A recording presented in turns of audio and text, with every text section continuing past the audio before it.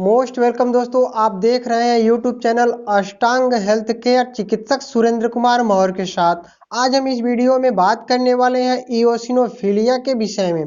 तो दोस्तों, हमारा रक्त प्लाज्मा के साथ ही दो तरह की कोशिकाओं से मिलकर बना होता है। पहली तरह की कोशिकाएं हैं आरबीसी, रेड ब्लड सेल्स, यानी लाल रक्त कोशिकाएं, जो शरीर में ऑक्सीजन लाने और ले जाने का कार्य करती है। दूसरी तरह की कोशिकाएं डब्ल्यूबीसी, व्हाइट ब्लड सेल्स, यानी श्वेत रक्त कोशिकाएं कहलाती है, जो शरीर के रोगों से रक्षा करने का कार्य करती है। डब्ल्यूबीसी श्वेत रक्त कोशिकाएं 5 प्रकार की होती है: न्यूट्रोफिल्स, लिम्फोसाइट्स, मोनोसाइट्स और इओसिनोफिलिया व बेसोफिल्स। इनकी संरचना अलग अलग तरह की होती है और ये अलग अलग कामों को अंजाम भी देती है। सामान्य रूप से रक्त में इओसिनोफिल्स 1 से 6% तक होते हैं और इनकी प्रति क्यूबिक मिलीलीटर में संख्या 40 से 440 तक होती है। शरीर में कुछ बीमारियों या एलर्जी इत्यादि में इओसिनोफिलिया नामक श्वेत रक्त कोशिकाओं की संख्या बढ़ जाती है। इसे ही इओसिनोफिलिया कहा जाता है। वास्तव में इओसिनोफिलिया बीमारी न होकर बीमारी का एक चिन्ह है।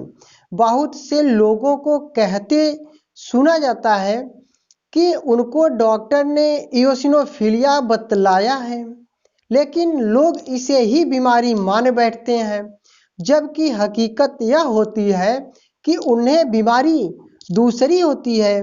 यह तो बीमारी का लक्षण भर है। यह एक चक्करदार रोग है जो अक्सर चिकित्सकों की पकड़ में नहीं आता। इससे खांसी, हरारत, श्वास फूलना जैसे लक्षण बने रहते हैं। अक्सर इन लक्षणों का कारण और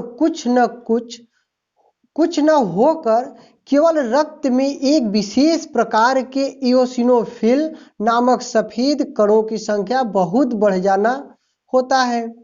यह रोग भारत और पाकिस्तान में अधिक होता है। इसे ट्रॉपिकल इओसिनोफिलिया कहते हैं। इस रोग में रोगी को ज्वर रहना, सूखी खांसी, बार बार उठना, शरीर में दर्द और बेचैनी तथा बार बार श्वास फूलना जैसे लक्षण रहते हैं। वायु प्रदूषण तथा रोग प्रतिरोधक क्षमता की कमी के कारण इओसिनोफिलिया आम बीमारी भी हो गई है। मौसम परिवर्तन, ठंड लगने या किसी अन्य एलर्जेन या एंटीजेन के कारण उत्पन्न खांसी, जुकाम, शीत, पीत, ददोरी तथा अन्य रोग लक्षणों की स्थिति में खून की जांच करवाने पर इओसिनोफिल की प्रतिशत संख्या काफ़ी बढ़ी हुई होती है। इसी को इओसिनोफिलिया कहते हैं। यह शिकायत बहुत सी बीमारियों एवं अवस्थाओं में मिल सकती है। इनमें से कुछ है विभिन्न तरह की संवेदनशील प्रतिक्रियाओं, एलर्जी से युक्त विभिन्न बीमारियां जैसे दमा, हे फीवर, शरीर में चकत्ते निकलना एवं त्वचा संबंधित कई बीमारियों जिनमें खून में इओसिनोफिलिया की संख्या बढ़ जाती है। इनके अलावा इओसिनोफिलिया होने का एक प्रमुख कारण कृमि रोग भी है।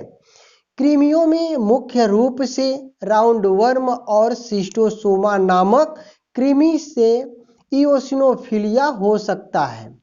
कुछ दवाएं लेने से भी यह हो जाता है। वास्तव में इओसिनोफिलिया एक लक्षण है जो कई प्रकार की बीमारियों में देखने को मिलता है। यह बीमारियां हैं: पहला है उष्णकटिबंधीय ट्रॉपिकल इओसिनोफिलिया। इसकी सूचना सर्वप्रथम भारत व दक्षिणी पूर्वी एशिया से प्राप्त हुई थी। यह भारत और अफ्रीका जैसे कुपोषित देशों में अधिकता से होता है। इसे फेफड़ों का ट्रॉपिकल इओसिनोफिलिया भी कहते हैं। इस रोग में लगातार खांसी चलती है और दमा की शिकायत भी होती है। वैसे कई बार केवल खांसी चलती है, मरीज को बुखार भी रहता है। सूखी खांसी विशेषकर रात में होता है, शारीरिक दुर्बलता रहता है। दूसरा नंबर है दोस्तों इओसिनोफिल का न्यूमोनिया। इसे इओसिनोफिलिक न्यूमोनिया भी कहते हैं। आमतौर पर यह विभिन्न अलग अलग समूह के प्रोटीन्स की एलर्जी के कारण होता है। कुपोषण ग्रस्त देशों, ट्रॉपिकल कंट्रीज में इस तरह की बीमारी का कारण कृमि रोग जैसे राउंड वर्म, सिस्टोसोमा इत्यादि होता है। निमोनिया में छाती, फेफड़ों को ठोकने पर संक्रमित सांस की नलियां द्रव से भरी हुई ठोस निमोनिक कंसोलिडेशन महसूस होती है। निमोनिया के साथ रक्त में इओसिनोफिल काफी संख्या में पाए जाते हैं। इसमें हल्के बुखार के साथ खांसी आती है। इसके बाद दोस्तों तीसरा नंबर है एलर्जिक जुकाम, रिनाइटिस तथा साइनोसाइटिस में इओसिनोफिल बढ़ जाता है। इस अवस्था में नाक से पानी टपकता रहता है, कभी कभी खांसी होती है, दम भरता है, हरारत महसूस होती है, मिल्ड फीवर, भूख भी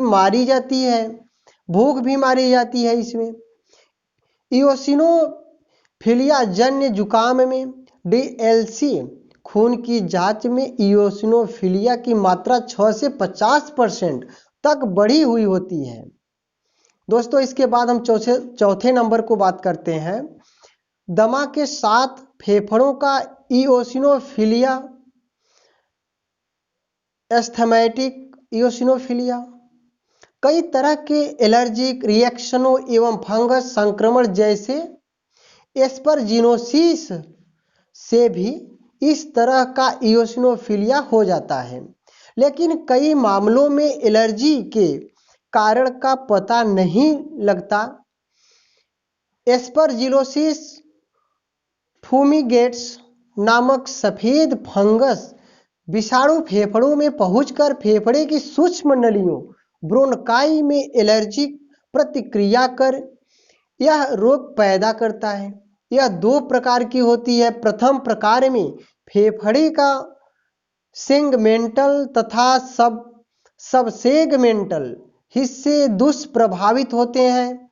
संबंधित फेफड़ों की नलियों में फंगस हाइपे माइक्रो ऑर्गेनिज्म को जो विजातीय विषाक्त पदार्थ को नष्ट करने के लिए इओसिनोफिलिया बढ़ जाता है। इओसिनोफिलिया के साथ ड्यूसिन तथा कफ का रिसाव भी बढ़ जाता है। सांस की नलियां तंग हो जाती है, रुकावट पैदा होती है, दम भरने लगता है, इओसिनोफिलिया जन्य दमा हो जाता है। दूसरे प्रकार के इओसिनोफिलिया दमा में जिस क्षेत्र में विजातीय माइक्रो ऑर्गेनिज्म प्रवेश करता है उसे नष्ट करने तथा जूझने के लिए वहां पर काफी मात्रा में इओसिनोफिलिया तथा लिम्फोसाइट्स पैदा होते हैं।